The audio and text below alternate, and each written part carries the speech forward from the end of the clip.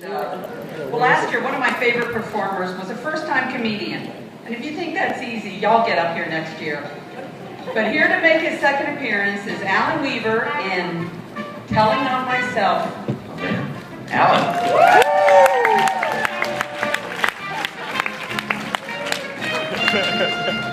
All right, how you guys doing tonight? It's great to be back. So, I have a difficulty with remembering people's names. Does anybody else have a problem like that? All right, I see a couple of hands. I will run into friends from high school that I haven't seen in over 20 years, and they'll walk up to me and say, Alan Paul Weaver III. And I'm like, hey, man. And we'll have this whole conversation, but I only remember part of the conversation because I'm busy thinking in my head, what is this brother's name? And then I get home, break out the yearbook, start looking through like, oh, okay, that's it. But why do we do that? Why don't we just admit when we forget somebody's name instead of coming up with some type of elaborate scheme to cover up the fact that we can't remember? Like the time when I forgot the name of one of my coworkers who happens to be here tonight. So instead of fessing up, I figured I'm gonna be smart about this. So I went to the staff directory, went to the organizational chart for his department, and through process of elimination, I successfully picked the wrong name. So every day for about 2 months, every time I saw him, I said, hey Henry, how you doing? And then the all-staff retreat came last year, came up to him at the elevator, said, hey Henry, how you doing?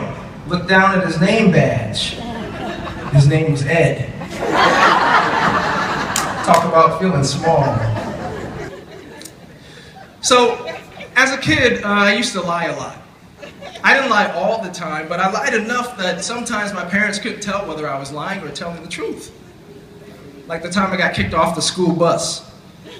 By the time I got home, the school had already called my dad, and when I walked through the door, his 6'3", 283-pound frame was waiting for my little old 5'8", 125 pounds. He looked at me, I said, Dad, it's not what you think.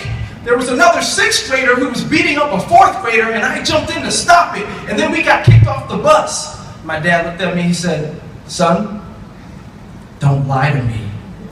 And I said, Dad, I'm not lying. He starts taking off his belt, and he says, you know I hate it when you lie to me. And I said, Dad, you're a pastor. Pray to God and ask him to reveal the truth to you. And so after my beating, I'm in the corner crying, the phone rings, my dad answers the phone, hello. Then he starts speaking all hushed. I can't understand what he's saying. He hangs the phone up, he's not even looking at me. And I'm like, who was it? And he's like, it was the 4th grader's mother calling to say thank you for protecting her son. I said, see, I told you I was telling the truth. He said, well, you shouldn't be lying all the time. How am I supposed to know? All right, thank you, that's my time. Gosh, that was funny. Thanks, Alan. That was wonderful. I just wish I could be funny like that. I love that.